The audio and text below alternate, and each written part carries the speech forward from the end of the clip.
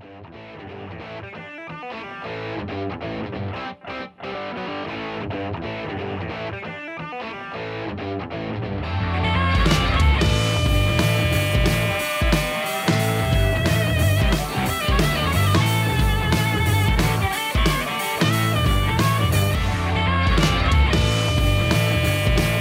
to you from the all-new Live House in Hollywood, California. Hi, everybody. Welcome to this week's episode in Pensado's Place. In a second, you'll meet our guest, who's not just a hit maker, but also a trailblazer. You're going to enjoy this. But first, a quick update. We promised we were going to announce the winner of the Sweetwater Go to Gear Fest sweepstakes this week, but because there was such a bunch of entries, we want to dot I's, cross T's, we're going to move the announcement to next week. So make sure that you tune in next week to find out which one of you is taking a trip this summer to the big audio, we call it the audio Coachella. You want to make sure you're there. On the education front, if you get a chance, we highly recommend you check out the Blackbird Academy's July live class and their August high school summer camp. The live course is a deep dive into the world of live engineering, taught by the best. The high school camp is a 5-day intensive where you experience every facet of the recording process in the famed Blackbird studios with the people who've done records with Taylor Swift and Hunter Hayes and Beck and all that kind of stuff. You just can't beat it. For information, hit Karma at theblackbirdacademy.com or go to their site. Also want to do a quick shout out to our boy Derek Lavelle. Hit him up if you need your website together. He did ours, pensadosplace.tv. He does excellent work, and you should check him out. And we always appreciate if you sign up for our newsletter. Click like and subscribe right here and hit notify, because all the cool folks do, and we know that you're one of the cool folks, and we thank you much for that. Now, our good buddy Mitch Gallagher, we go to him every now and then to make sure he finds some interesting information that we can share with you. So here it is. It's called Sound Advice. Hi, I'm Mitch Gallagher from Sweetwater. Welcome to Sound Advice. Justin Bieber had a big hit a few years ago with a song called Love Yourself, and one of the most distinctive elements in that song was the guitar track, which was played by Ed Sheeran. The original track, Ed recorded it on the road, sent it into the engineer for the session, Josh Goodwin, and it was assumed to be just a rough track that they would replace later. But as they got to work, they ended up using that track because it had the right vibe.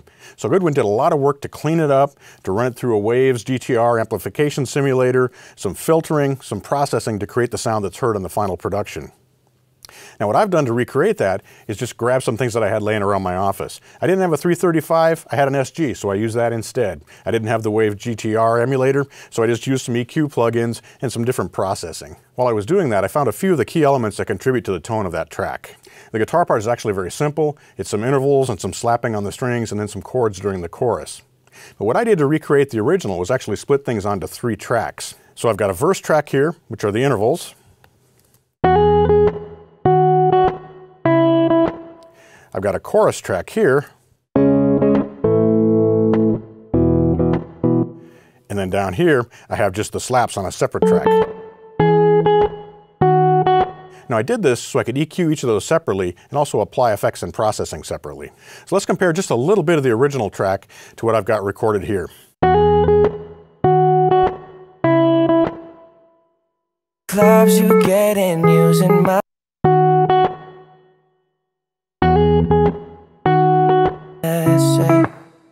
you think I'm crying on my. So we've come pretty close there, considering that I have a different type of guitar and that my playing style is a little bit differently. I have fingernails, I'm a classical guitar player, so it's hard for me to get that really round sound that Ed Sheeran gets using just the flesh of his fingers. But we've come pretty close. Here's how I did it. Here's our unprocessed guitar part during the verse.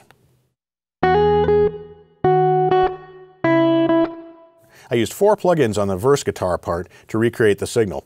I started out with a 1-band EQ, which is designed just to roll off some of the top end and cut some of the snap. Next, I wanted to add a compressor to provide punch and to really make the sound pop, to make it really jump out of the speaker. I tried a variety of different compressors to do this, different advanced plugins and things, but I ended up with a very simple guitar-style plugin. Now I've got the blend set to about 50-50 there, 50% dry, 50% compressed, and that seems to give me the balance that I'm looking for. To give us the shaping that you'd hear with an amplifier, I added a 7-band EQ next. You can hear that's rounding out the low mids and also giving us some nice presence in the 3K region while still rolling off even more of that top end to cut the snappiness from the strings. Finally, I played a solid body guitar where Ed Sheeran had a semi-hollow body guitar, and his guitar had more low end than mine did.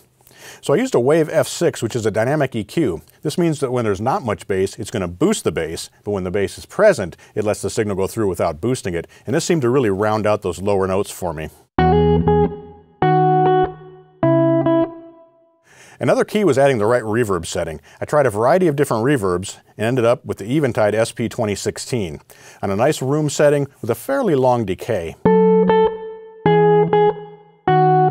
I applied similar processing to the chorus guitar part, as well as to the slaps that go throughout the song, but I didn't use the F6 here because I didn't need the bottom end boosted as much. To further duplicate this sound, I also recreated the stereo bus chain that Josh Goodwin used on his mix.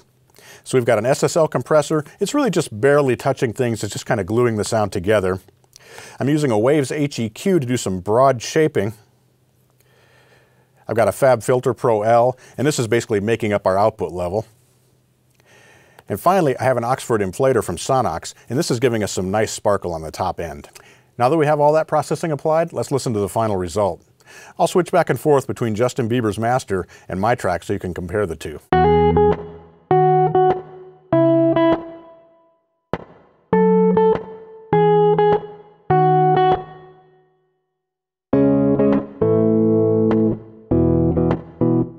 Never like to admit that I was wrong.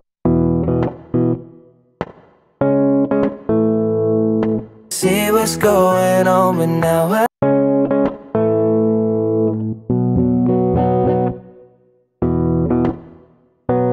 look that much, oh baby. Recreating the sounds that you hear on vinyl records can be challenging. There's mastering applied, there's stereo bus processing applied, you don't know exactly what went into all the tracks, but with a little creativity, you can use simple tools to get very close to the original sounds. Thanks for joining me for Sound Advice. I'm Mitch Gallagher from Sweetwater. Every now and then somebody comes along and they have a very big portfolio in their mind that they want to make happen and change the game. Our guest makes hits, writes hits, works with incredible people, is an entrepreneur. She is truly changing the game, and we are proud to have her. You're going to enjoy our conversation to meet TRAKGIRL. Hi. Hey, hello. finally. The legend. Oh, Dave. no, Shikari. No. We are. I've always wanted to be on here. And we're happy to have you. Yeah.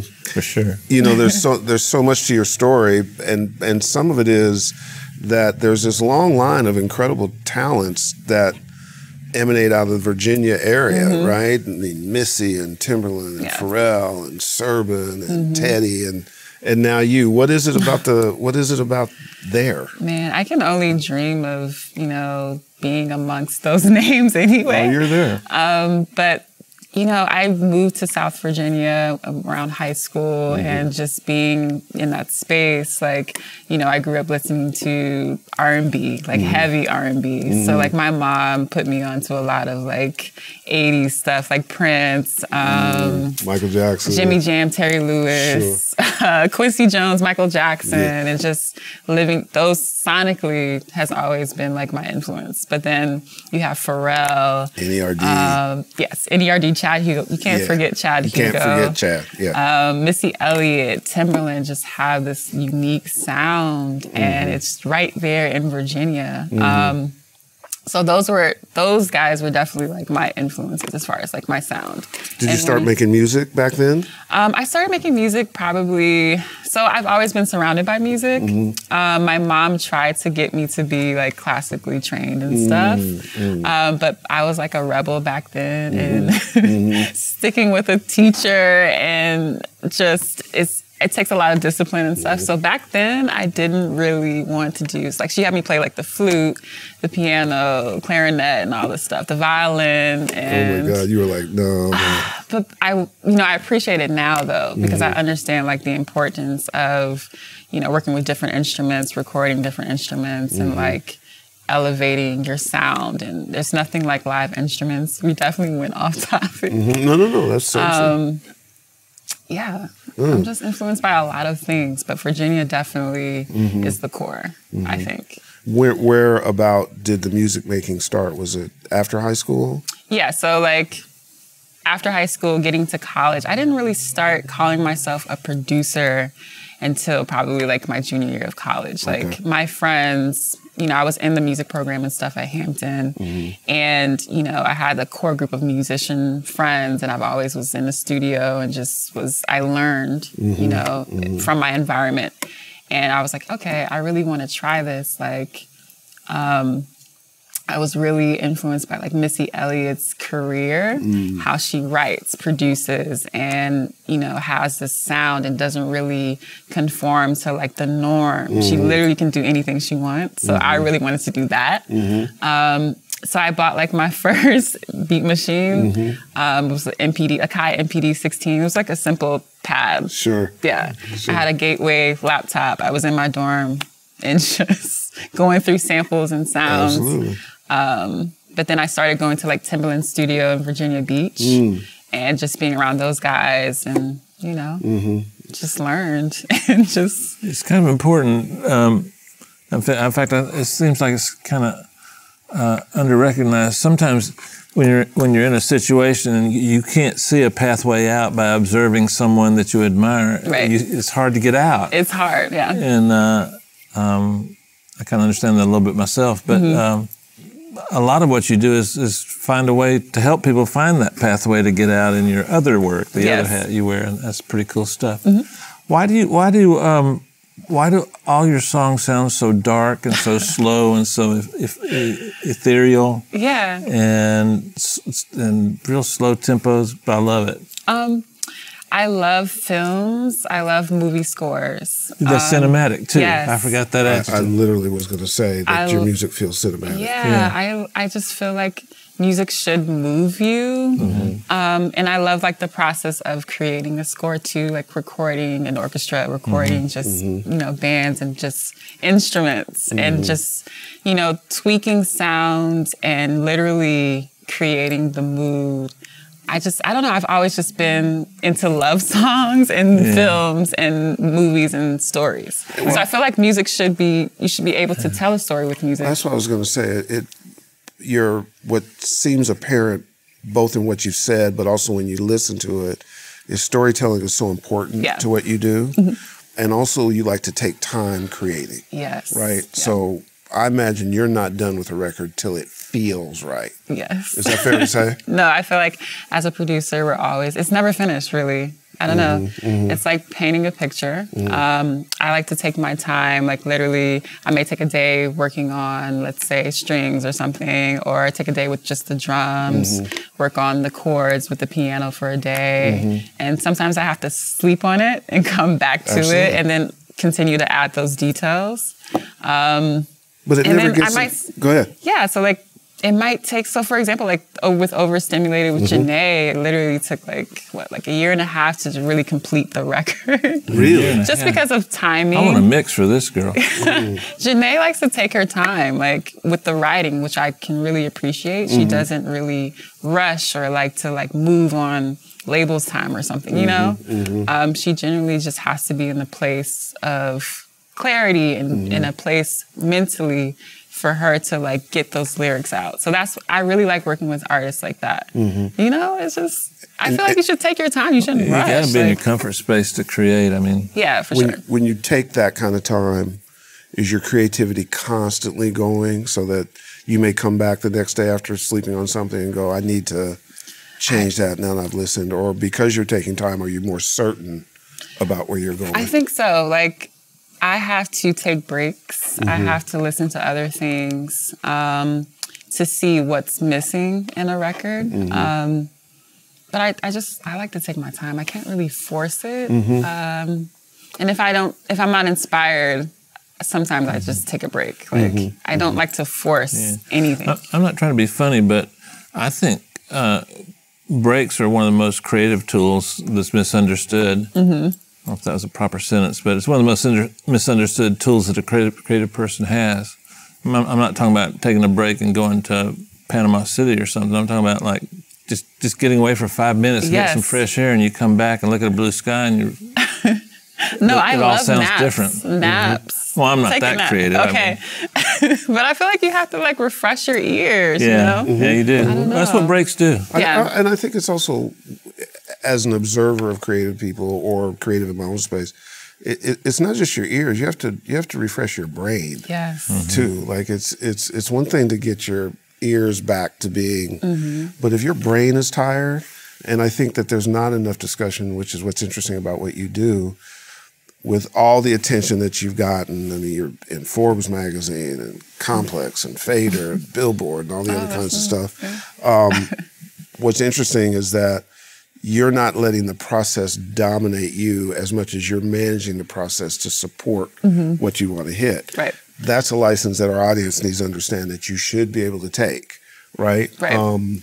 Because when you're doing all the things that you're doing, balance becomes important, right? Yes. And how do you manage balance? We were just talking about this, like literally how I separate from creating music and then wanting to, you know, do all these ventures and community-driven things. I don't think you can really find balance. You just have to like have that mindset to just do it and just prioritize, but also like know your goals and know what you want to do. So like in my heart, I know I have to help other girls. So like, it's just that drive for me to keep doing that. But then, you know, in the back of my brain, I have to finish the song. So I just have to do it, literally. I don't think we're ever gonna find like the solution of balance. It's just, you have to get things done. And, you know, my purpose is important to me. Yeah. Early on in your career, who were some women that inspired you? Man, my mom. That's a good one. For sure. My family, you know, my friends. I have a good support system. Ashley. Ashley, for sure. That's like, yeah, of course. That's like my best friend. And just being around strong, beautiful women. In the music space, was there anybody that caught your attention?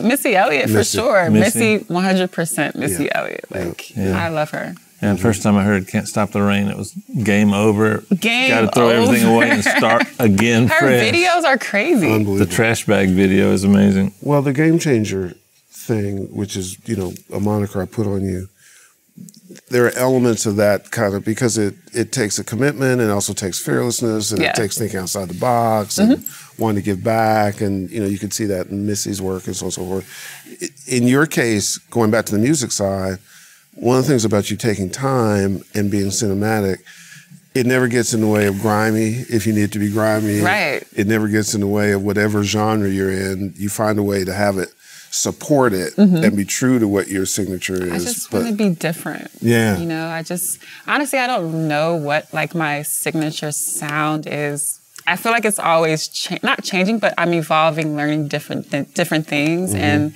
you know, collaborating with other people. So like, you know, their techniques might influence me and I might use, you know, their technique as far as like workflow. But I don't know, I'm still trying to develop my sound. I'm still like, I feel like I'm a student. Like my life mantra is forever a student. Like no one should stop learning. Literally, like nobody ever I'm knows learning all. from you guys. And Sitting with you guys today. And we're still learning too. Yeah. Absolutely. You never stop learning. So I'm still, you know, I just want to be creative and just learn different things. They're learn different genres and different mile markers along somebody's journey that really impact them, either people or events or whatever. When you met No ID, was that a game changer for you? Yes. Yeah. Tell us about it. Where was I? I think it was one of my very first LA trips. And I have to think Brandon Kitchen.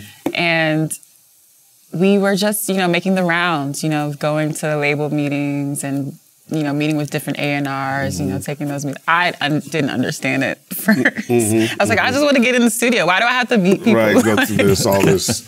But now I understand it. Sure. But back during my first LA trips, Big Sean was working on his album and we went to his house. He has a studio at his house. And I didn't know who was in the room. I just heard the music playing. And we were literally waiting, I guess, in the little living area because, you know, I was freaking out. I was like, I'm about to play beats for Sean. So out walks No ID, literally just the coolest, just chill, relaxed person. And I'm like, just cringe. Like, I'm like, oh my God, like, there's oh no my idea. God. Right. So he just, you know, they introduced me, and I don't say anything. I was like, hey, you know, I'm just still in shock. And he was just like, they were like, yo, this is TRAKGIRL. She's a producer. And he was just like, oh, okay. What do you use? And I'm like, Logic.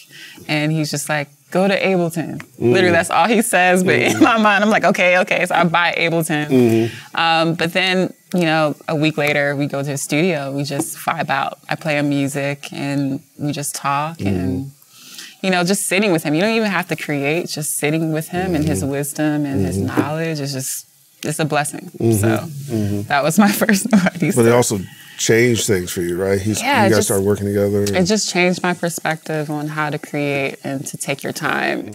Your creative process, how do you start?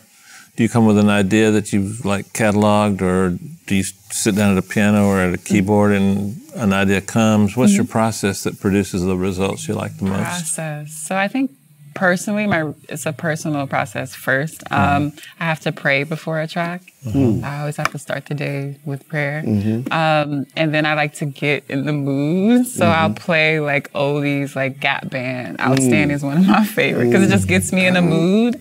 So I'll dance for like a good 30 minutes and get ready and get the vibe. Oh, I love it. Sorry. I love it. I might try that. 30 minutes, did you say, dancing? Dance to the Gap Band. Outstanding. Okay. Drop the bomb, right? It gets your mood right. Right. Creatively, though, I like to start at the piano. I love working on melodies first. Do you play? I do play a little bit. I want to get better, though. I feel like we all have to. You know, I just want to be able to perform one day.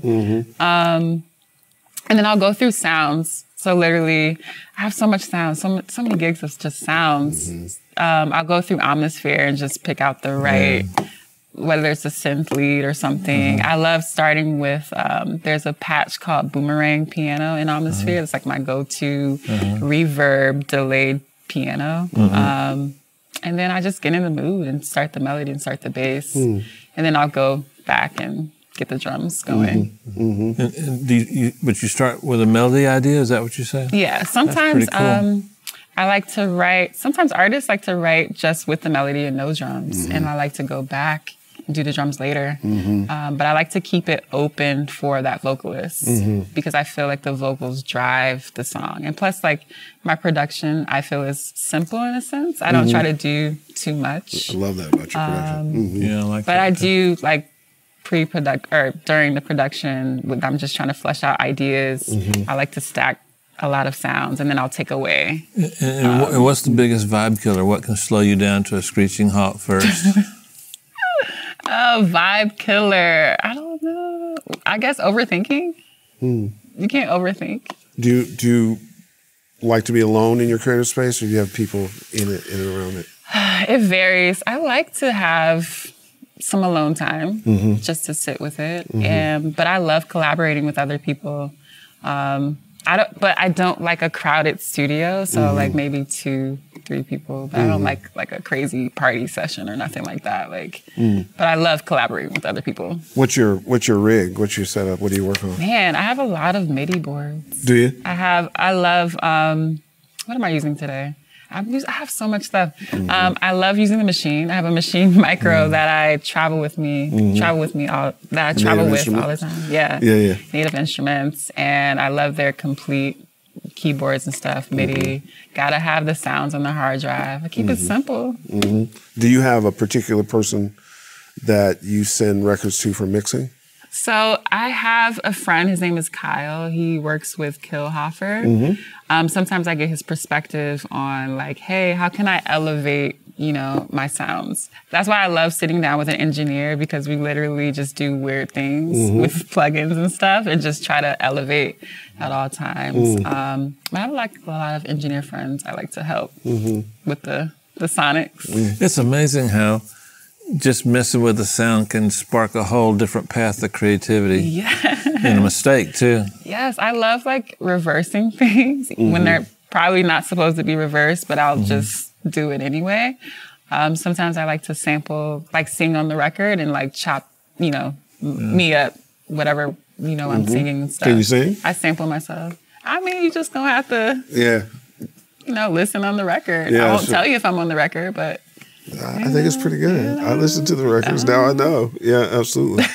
When you were talking about your processing, getting ready, a lot of people don't know that you're also an athlete, and it sounded like you're warming up. Yeah, for sure. You know the warm up. Yeah, it's the same. You got to thing. get ready. Yeah. So just know that she's a 4. Oh, and we're gonna go in. She will defensively keep you boxed out. Get you board. You say she's a power forward? She's a 4. I was a 4. Forward. Yeah. I was a center too at some point. I was a very short center though, but better at the 4. Better at the 4. Yeah. That's where all the stars are. That point guards. But the corollary I was getting to is that the athletic process, from warming up to being creative to having to sort of figure out things on the spot, to knowing your strengths, staying with your weaknesses. Being strategic. Absolutely. We're always strategic with working with coaching and being a teammate. Team player. It's very similar, right? It's so similar. I feel like, with these amazing records, not one person is doing it. Literally, it's a team of people and literally like a knit team, the starting 5 to create this amazing record, from the engineer, the producer, to the vocal arranger. Right. Man, it's a lot of pieces. A lot of pieces. Do you find the other side of your world that, so tell us about Pay the Producers, 7%, the other things that you got going. Tell us about that. Yeah, so I hear all of these like horror stories about like my producer friends not getting their credit, not getting paid for their work. It's hard for producers. Help us mix engineers too now. We need a little love over there in that world too. And we're like the core of these songs. It's like, why are we getting short-listed? Like, I don't understand it. Absolutely. So I wanted to start this concept called Pay the Producers, which is a statement. And I want to build it into like a financial literacy program to help other producers and engineers on like how to navigate their career and do different things outside of the studio, in a sense. And just know about how to get paid, know about split sheets, know about the importance of legal, just like the business side of it, so they're aware. Because there's some producers who just, don't know, and they're getting taken advantage of. It's like, you really... is this your career, your livelihood? Absolutely. So I feel like we have to teach that more so.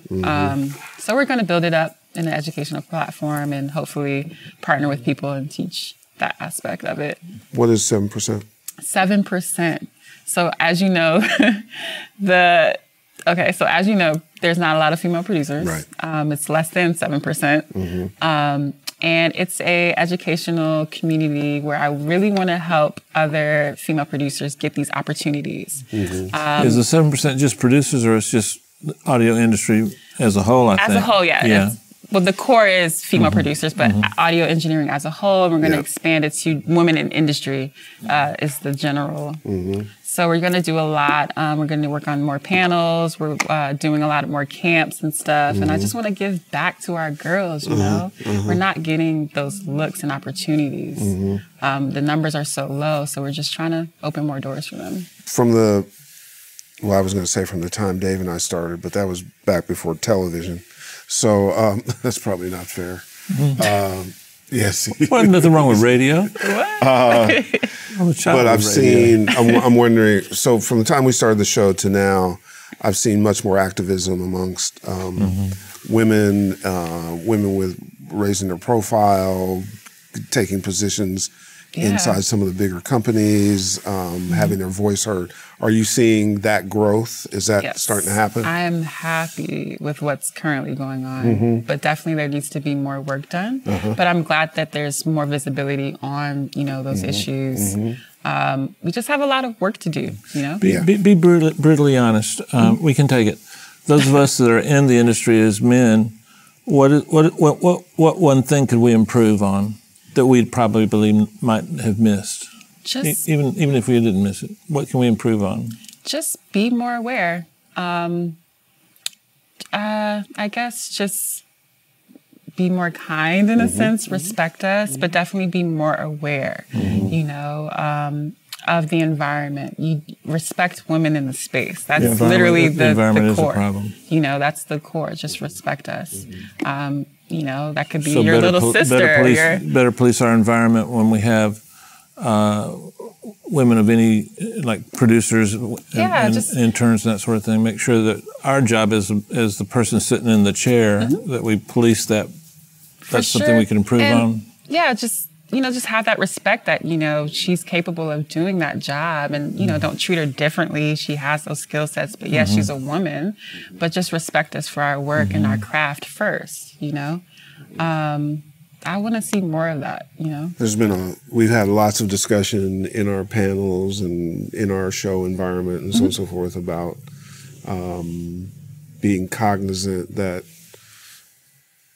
there are people around that you can't utilize and behave the same way. Right. And rather than trying to adjust when there's a woman there, if you just adjust in general, then you don't have to be mindful of, I need to change my language here now. Because frankly, to me, it makes people who are unaware of doing that dated. Like you're just not paying attention to the world at large. That's a great point, Herb. That's a great point. And I also think what a lot of men in the industry don't understand in an industry that's flattening is that you're also being hit too. It just isn't on gender. It's on your work or how long you've been around, or whether you're out of touch so you got to be aware that sometimes what's happening to you, you're perpetuating by doing it with other people. There's so many barriers. We were talking about this the other day. Like, it's not just, it's like there's a financial barrier getting into the space. Yep. There's also like a mental barrier. I really want to, help women just be prepared for the sessions and know how to run a session. Preparation is key, but also just having that confidence. You just work better having that self-esteem. So it's more to it. That you have the skill, teaching them more skills, but also just like prepping them mentally, emotionally, and just, say that you're going to kill this session and just have that confidence. I want to just help, in all aspects. Sure. Because I've seen a lot and, I just want to share. Well, I mean, if all that you've accomplished in such a short amount of time, which is amazing, and all that you feel like you have left to do. I'm tired just hearing from you. It's just the beginning. It really is. I got tired just prepping for the show, reading what you do. And what you guys, just one thing. What you guys can't see is Ashley, who is her partner and best friend and manager, is actually out in the audience asleep because they work so hard. Ashley's a killer, by the way. She's a boss. Yeah, absolutely. So, these opportunities to talk to the audience, I actually think are good for women and men. If you were to give a piece of advice to our audience, what would it be? Focus on your craft. Never stop learning. Just go through those motions and just know that you're going to get to where you want to get to. You just have to keep the faith. And that might sound cliche, but it means a lot. Like I had to take a risk to get to where I was, where I am, excuse me. Just take more risks and don't be afraid. Just do it. That's what I was going to actually add on to what you said, because what you've defined over the time that we've been talking is a kind of fearlessness. If you had to move, if you had to take the shot, if you had to get to Timberland Studio, if you had to move around and go to meetings, you didn't know what was going on, you've not allowed yourself to stay put as opposed to searching out and moving the ball forward, right? I just feel it. I have to keep moving, keep learning, stay consistent. It just doesn't stop, and I just want to take those opportunities and get to where I want to get to. So you have to take those risks and make those moves to do that. What does the future hold? More music? You got projects coming your way? More music. Move to LA. Move to LA. Working that out. I don't like the traffic in LA, though. No, I know. But I love the just food. stay in the studio. You never notice the traffic. Okay, you're right. It's getting worse. Definitely more music. Building out our 7% platform, working on some programming there to help our girls. Yep. And just killing it, Yeah. Have you ever thought about doing music for, I know the Undefeated ESPN stuff, because it just seems like the kind of music you do just lends itself to television and film and content. Is that one of the moves? I'm working on it. No, I feel like my producer career is not like traditional, you know. Music is the core, but like I have this mindset. I feel like producers should be treated like artists in a sense. We are artists. Absolutely. So I'm getting more involved with working with other brands and creating music for, you know, different brands like that. I've done music for like Reebok and different campaigns. But definitely I want to get into film and television just because it's a challenge and I feel like I just want to jump into that world. You can do it. You guys, you're already halfway there. The hard part's done, the talent part. Dave, you're so wise. No. You need a movie. No, seriously. Like, just sitting back there with you, you just have so much wisdom. And I made all that stuff up, but thanks. We have a fact sheet that we'll send to you. Right, please, send it to me. Thank you from the bottom of my heart. That means a lot. Thank you. Some of your brand work, are video games part of your space? Of course. Yeah. I'm like a huge video game nerd. PlayStation 4. My favorite game's like the Final Fantasy series. I need to start bringing my PlayStation when I travel. Yeah. I have a Nintendo Switch. But games are like my life. Gotcha. But I do want to start creating music for video games as well. Yeah. So which is like doing it for movies. Yeah, I'm trying to figure it out. You're all up and into it. I want to do everything. Well, now this is going to be a first that you can put on your everything list because I don't think that we've had an official bona fide athlete. We've had some weekend warriors play batter's box, right? So now you've got, you got like an athlete. So you ready? What's that? So would it be considered like anti-woman if I just kick her butt? No. This is athletics. So I can go for it. Yeah. Just want to make sure. Let's go. She wouldn't have it the other way. Okay, I know I'm going to lose, but here we go. You might win. You ready? Let's go. Your favorite synth? Omnisphere. Kick drums. Boy Wonder. Ooh, she's good. No, Herb. his kick drum is crazy. Yeah, I know. I'm in trouble, Herb. Loops. Spice. Do you spice? Good call. Yeah. Song key. E minor, because the song that I did last night was in E minor. 808s. Timbaland. Reverb. Valhalla. You've been practicing. No, you saw my list. I did not see your list. Okay, let's keep going. Inspiration. Missy Elliott. Lyrics. Love. Drum machines. Machine. MPC. Akai. What's the cheapest piece of equipment other than a plug-in that you've used on a song that you really liked?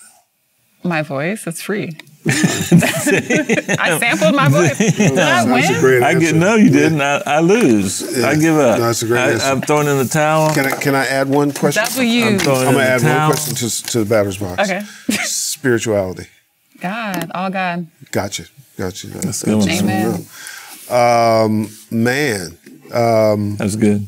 Yeah, it was good. Bat speed, round the bases, bass speed, the whole thing. Yeah. I had a 97-mile-an-hour fastball, and she just knocked it out. Yeah, hey, man, she's not track girl for Sorry, nothing. Dave. We've had some bunters on the show. Sorry, Dave. Yeah, we've had people with. Like, it's not just me mostly. We won't go through names, but well, it's a blessing for us to have to both of our lefts, talented people all the time. And I think that it puts us in a position of learning from them all the time. But every now and then somebody comes along that is not just talented, but is on a mission and actually has been selected for a mission and they're answering it. Sometimes things come from other places. Yes, and you have to follow, correct? You have to. You are certainly one of those, certainly inspiring. Thank you. That means a lot. You guys are the legends. Well, that means a lot coming from you. And it is so true. And it's when we've done the show for a bunch, and our best shows are when we're in a conversation, we forget about the cameras, just because the energy is so comfortable and good. This platform is yours anytime you need to use it for anything you're doing. Thank you. We are inspired and impressed with what you're doing. We'll talk off camera about more stuff. And in a weird way, and I hope you feel comfortable with us saying this, I can't speak for you, but we're just proud of you. You know, we're proud of what you and Ashley are doing, and it's impressive. So the music is impressive, the production is impressive, your growth is impressive, what you want to go do is impressive, and more power to you. Thank you guys. Keep doing your thing. You guys are awesome. Dave, take us home. Herb just said something that you were selected for this career, and you answered. I wonder how often we're selected for something that we don't answer. That must be pretty sad. And another thought, TRAKGIRL was saying about all the things she wants to do. If we all did a little bit of that, it's like the old saying, all boats rise on an incoming tide. If one little part of the bay rises, that doesn't help everybody, but in helping yourself, you can be part of something that helps everyone, and that can only be better. I think I speak for myself and a handful of other people. We haven't done enough, you know. I have a daughter, and it's painfully aware to me, she's in a male-dominated profession, the troubles that some women can have, and we get so lost in our own career arcs and trying so hard, we forget sometimes that we can lift ourselves up by helping lift others. And I think you're the poster child for that. And anything we can do, Herb said it before, we're there to help. And guys, let's improve. It's time. It's 2019. It's not the 90s anymore. Let's improve. We'll see you next week.